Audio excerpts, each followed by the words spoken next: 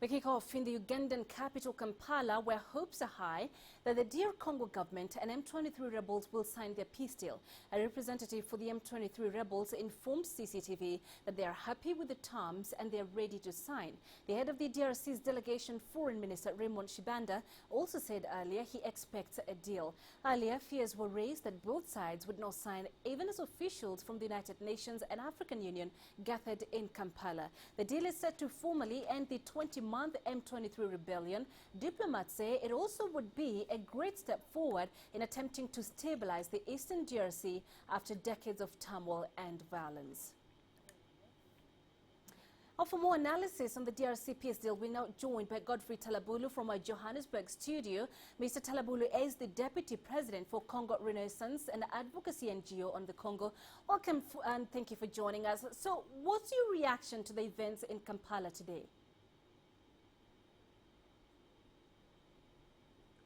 Well, today we've seen a sort of deadlock, and our hopes are very, very high to see the outcome of the agreement, if there is going to be an agreement or not.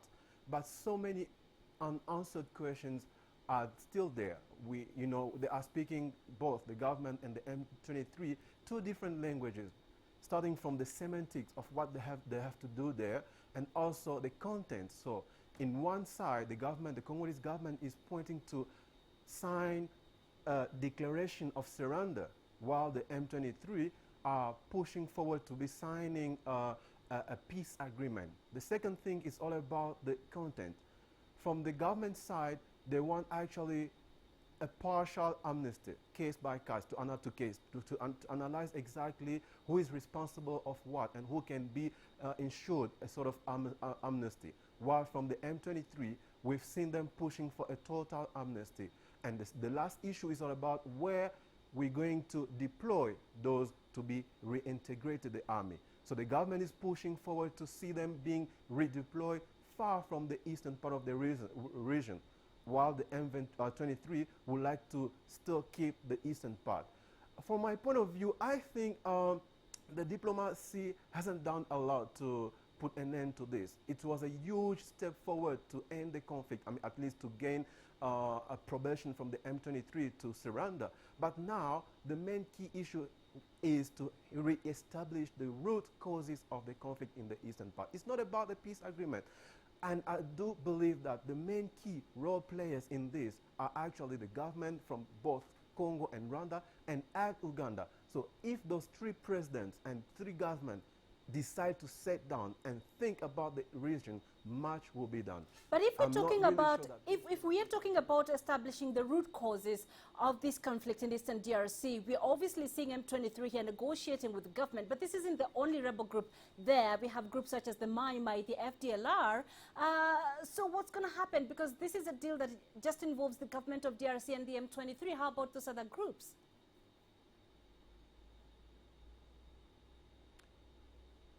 Yes, we need to know that actually the root causes is not about all these militias that we see.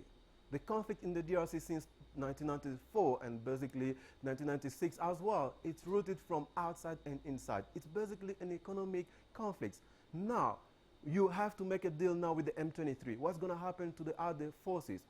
And it has been proven, evidence proven, that all those forces has been instrumentalized by noble Rwanda and Uganda. The best way to deal with them would be actually to face each other and to talk about the region if we don't want deadly blood war all the time. And I think it's all about the commitment, because signing with one movement doesn't mean that the others are going to stop doing what they've been doing. So it's all about the government, the Congolese government, to stand up and to try with the partnership of the international community to resolve the issue once off. It's all about talking about in the same table, Kagame, Museveni, and Kabila discussing who is doing what part of the solution. And lately, they've signed a nice peace agreement and security framework, which actually stated that each country has to play a major role not to supporting and or backing rebellion.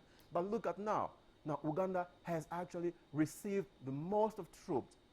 Are they going to send them back to Congo, or are they going to keep them just for the sake of signing a peace of agreement?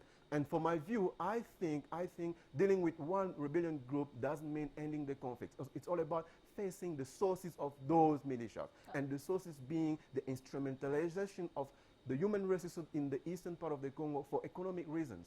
All right, we have to leave it there for now. Thanks very much, Mr. Godfrey Talabulu, for joining us live from Johannesburg. To Libya now, where an autonomy movement in the east of the country is saying it had formed a regional oil firm to start selling crude after seizing several ports. This represents the mounting challenges to the government in Tripoli as it struggles to gain control of oil facilities and rein in rogue militias. Libyan Prime Minister Ali Zaidan has now issued a deadline for oil facilities to be handed back to government control. Clementine Logan tells us more. Another blow to Libya's beleaguered Prime Minister. The Eastern Autonomy Movement said it soon intends to start selling crude from the regional oil firm it now controls and set up an Eastern Central Bank. This as Zaidan attempts to reopen oil ports and fields seized by rogue militias, tribes and civil servants, all demanding political rights and better pay. A deadline of between 7 to 10 days has been given for protesters to clear the oil facilities. All of the brigades and armed groups which are not allied to the army will not have any budget or rewards after the 31st of December. This is a clear message for them after what happened the day before yesterday. I don't think that anyone will blame us for taking the necessary measures to prevent any further tragedy. In the east, known as Cyrenaica, tribes and militias have been pushing for a federal system of government, seeking to share power with the west and southern Fezzan. The Prime Minister of the self-declared Cyrenaica government, Abdrabbo al-Barassi, said the oil firm would be based for now in Tobruk, home to Hariga port. In the latest display of lawlessness, protesters prevented a government-chartered tanker from loading 600,000 barrels of crude bound for Italy on Friday. Libya's oil output is currently at a fraction of its 1.25 million barrels a day capacity. Zaidan warned Libya may struggle to cover its budget expenditure from next month. Due to the delay in reopening the oil fields, the state will find itself helpless because the only resources we have for employment and living are through oil. The budget has been planned on the basis of the national income from oil. This latest standoff is likely to add to the frustration felt by some Libyans over the slow pace of change in the country since the 2011 revolution. Enough of the extension of this government's rule. They do not represent us. They have lost our trust and wasted our time. They have not made a single positive move towards achieving our demands. Zaidan's government is still struggling to rein in militias who helped topple Muammar Gaddafi in 2011, but who refused to hand over their weapons. Clementine Logan, CCTV. While you're watching Africa Live, let's take our first break this hour. Plenty ahead, including these stories. UNHCR pledges support for repatriation of Somali refugees from Kenya. And trial of Westgate attack mall suspect set for January 2014.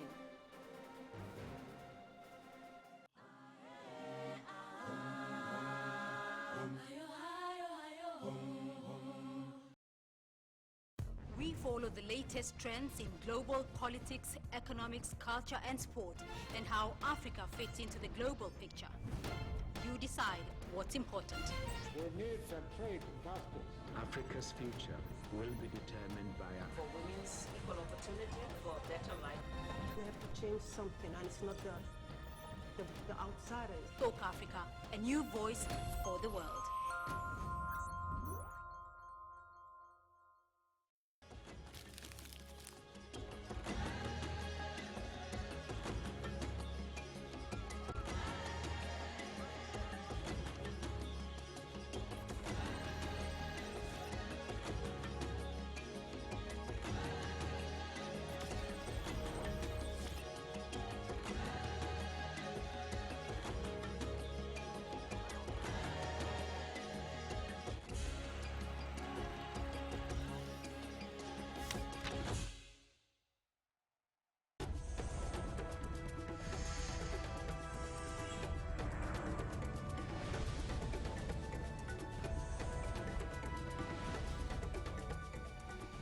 At least 100 people were killed over the weekend when a tropical cyclone hit Somalia's semi-autonomous Puntland region. According to a statement released by the government of Puntland on Monday, hundreds of people remained unaccounted for and it has declared a natural disaster emergency. The President, Abdirahman Mohamud, is now appealing for help from aid agencies.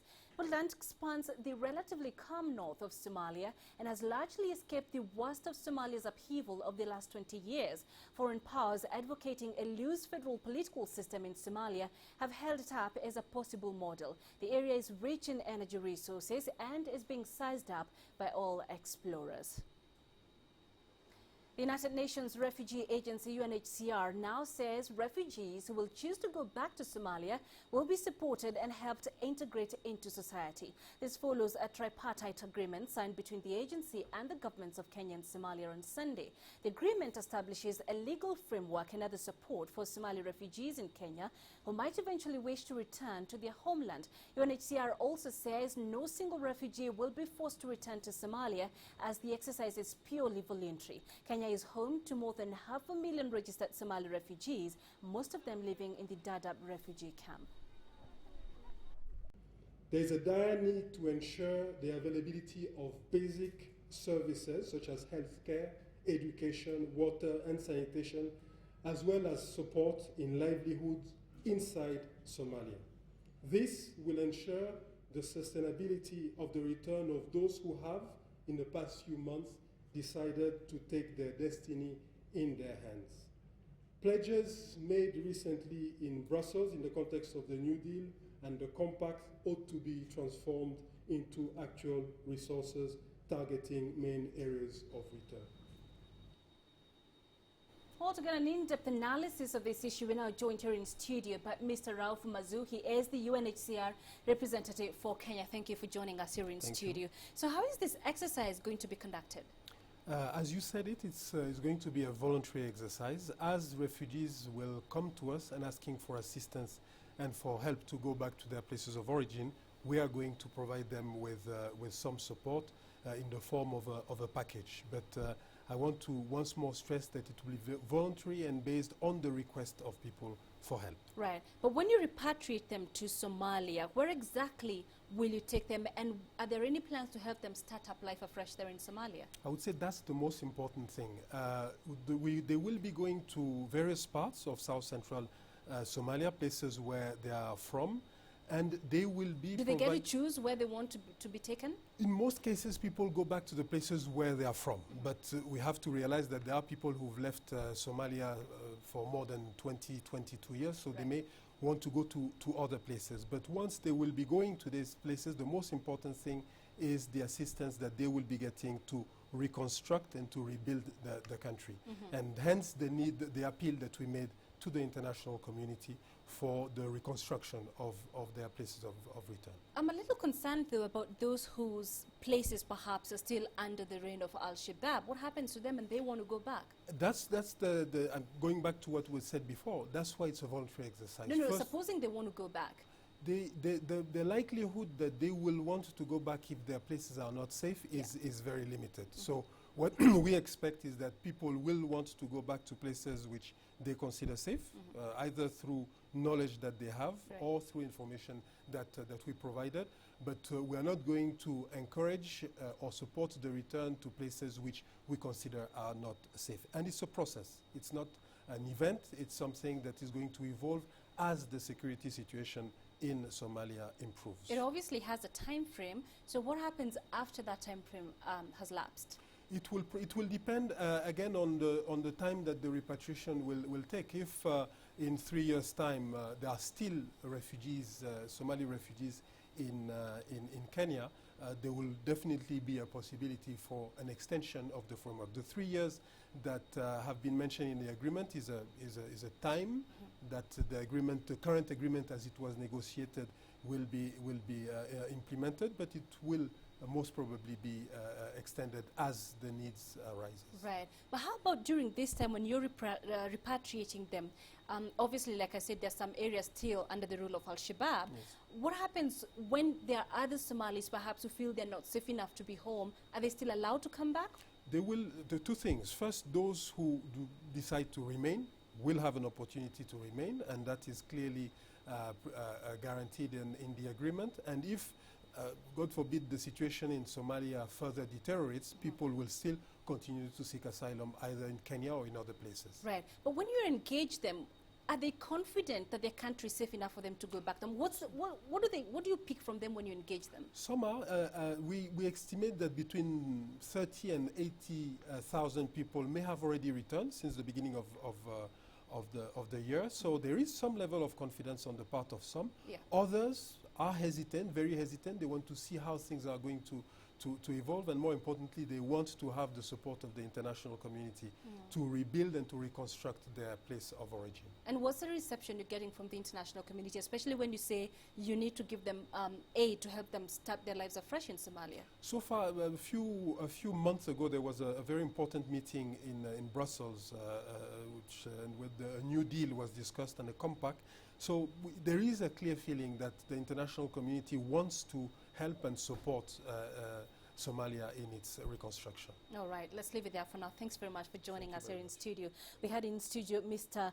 Rauf Mazuru, UNHCR representative for Kenya, speaking to us about the repatriation of the Somali refugees. Now, 4 Somali men charged with helping Al-Qaeda-linked militants carry out an attack on a shopping mall in Kenya's capital, Nairobi, that killed 67 people, appeared in court on Monday for a mention of their case. The court said it will notify the suspects tomorrow at 9 a.m. if they will be given bail, which the prosecutor was against, citing their involvement with terrorist groups. Few details have emerged so far about how the September attack was masterminded or how gunmen held off Kenyan security forces for 4 days in the Westgate Mall. The assault was claimed by the Somali Islamist group Al-Shabaab.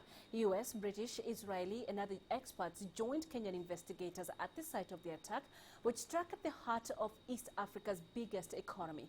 The West sees Kenya as vital to the regional fight against militant Islam.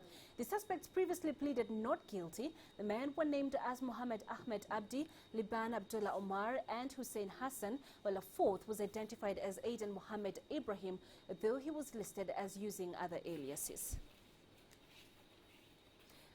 This is Africa Live. Let's take another break coming up. 5 decades and counting. We look at the works of Ethiopian legendary painter Lemaguya.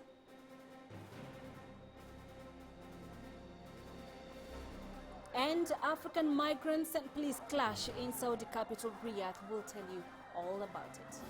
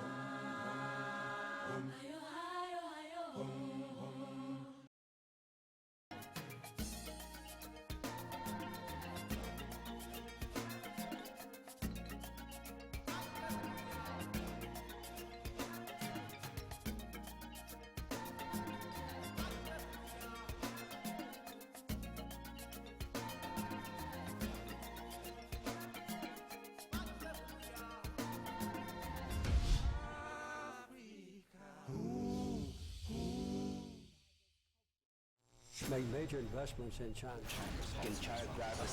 Why we are living for? That's a fundamental position on China's by leaders. I think that's frustrations. Political change and human rights. Don't you think human rights?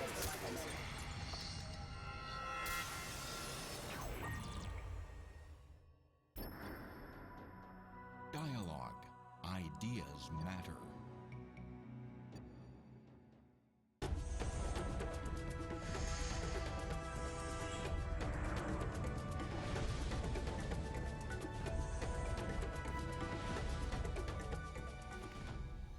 Thousands of mostly African workers are now seeking repatriation after 2 people died in overnight clashes in the Saudi Arabian capital Riyadh. The 2 died after clashes broke out between police and foreign workers who were rioting against a visa crackdown. Police arrested hundreds of protesters in the poor neighborhood of Manfuha. Saudi authorities said 68 people were wounded, including 20 Saudis. More than 500 were detained and over 100 cars torched. Saudi authorities said earlier this year they would no longer tolerate visa irregularities, which have led to a large black market and cheap foreign labor. He is undoubtedly Ethiopia's most famous painter whose works have had an impact on the lives of many. Lemaguya pioneered skin-mounted portraits and those of a host of heads of state across Africa. CCTV's Grum Chala visited the gallery of this renowned painter and brings us this report. 55 years in painting, from world-class masterpiece to paintings rich in political and social commentary, Lemaguya has done it all. His works can be found everywhere in Ethiopia and elsewhere in the world. I am a son of a farmer. I was raised in a rural area. I went to school because of my desire to be a painter.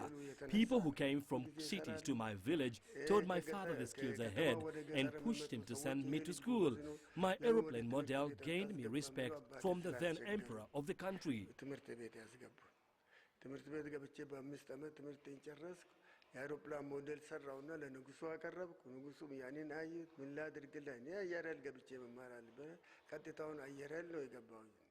Lemaguya has created some of the most famous paintings in Ethiopia, among them the skin-mounted portraits at the African Union headquarters. He has managed to translate his artistic skills into a very profitable business. He has done a lot of things in paintings. These paintings has their own contribution in relation to social, economical and political developments of our country, and they have their own message. 40 years ago, Lemaguya painted this painting and he called it dry meat. In the picture, it shows cats are trying to reach meat while rats are under the bait. His way of explaining the then corruption and political problems which got him in trouble and get in prison for several years. Lema's success does not stop just in his works only. He has also managed to train his 2 sons and his daughter, who now confidently took over the business. As you understand, the son of a farmer is a farmer. My sons grew up looking at my works. My children have been closely watching my works while growing to be successful painters themselves. I took time to educate them well myself. Now they are even better than me. Many say works of Lema are timeless and can influence the generations to come. He himself, aged 76, plans to create an all-Africa gallery to further contribute for the continent's fine arts sector. Grumjala CCTV, Bishoftu, Ethiopia. Algeria's western city of Oran hosted the 5th edition of the International Fair of Fisheries and Aquaculture for the first time. The 4-day event, which drew to a close at the weekend, showcased the work of over 100 Algerian and foreign exhibitors. Clementine Logan tells us more. Fish fanatics and aquaculture experts came from as far as Libya, Mauritania and even France to exhibit at this year's event. Algeria's Minister for Fisheries and Halieutical Resources says the International Fair of Fisheries and Aquaculture has given the sector a big boost. This fair comes after the initial roadmap policy, and I think, as you can see, all the partners, including clients and fishermen and people from other sectors, have mobilized to develop this sector to have a promising future on the economic level as well as in the integration level. The aim of this fair is to find solutions that will improve this sector and keep it going forward. The United Nations Food and Agriculture Organization, which aims to strengthen aquaculture-related legislation, also took part in the fair. Libyan exhibitors made their debut too, with the country's Director of Marine Resources saying he hoped it would help strengthen bilateral ties in the sector. This is our first post in Algeria, and we aspire to build bridges of cooperation between the Algerian and Libyan companies in the field of sea fishing. We wish to take advantage of the Algerian experience in the field and to explore joint investment in the field of sea fishing. Sharing experience and know-how is an important part of the event. The Korea International Cooperation Agency seized the opportunity to promote its training courses to fisheries specialists across various fields. The reason why we participate this event is to promote our successful results to the Algerian people, so that we try to increase the fishery industry in Algeria. Experts from the shipbuilding industry and groups specializing in the transfer of fish products also took part. Algeria's ministry hopes the event will help move the country's fishing industry forward in a responsible and sustainable way. Clementine Logan, CCTV. Officials in Nigeria are struggling to contain a cholera outbreak. Nearly 90 people are confirmed dead and hundreds more hospitalized. Most of the cases are in Zamfara state in the northwest of the country. CCTV's Norma Kubu has more. One of the oldest suburbs of Zamfara's capital, Gusau, and this is the epicenter of the deadly outbreak. At its worst, up to 40 people were being hospitalized here every day. Some were sick with gastroenteritis, others were even less fortunate. They had cholera. The disease can kill within hours unless treated. It thrives in filthy water, and here in Gusau, it's thought to have been unleashed by water pipes damaged during recent roadworks. People have also been drinking from a river, but health officials have moved quickly and are confident they have triumphed. 98% of the number of patients that have presented to the hospital have recovered and have gone back to their daily activities. The very least few now in only one facility where we dedicated as the isolation camp. All measures have been taken by the government, and the people are very cooperative because it revolves around two issues. One, basically health education, but secondly, provision of potable drinking water. The governments have been supplying free emergency drugs and diagnostic kits. Some of the solutions we give to the patient when they come up with diarrhea and vomiting, at least to replace the lost fluid in them. A longer-term solution could be a solar supply system like this one. These tanks contain water drawn from boreholes up to 120 meters under the ground. Chinese company, together with Zonghao, has installed more than 140 tanks like this. Zamfara's government plans to install them across the state. Cholera is common at this time of the year in Nigeria. The rainy season provides the perfect condition for contaminated water. The disease has been reported in 5 other states, and officials fear the death toll will continue to climb. Nolma Kugu, CCTV.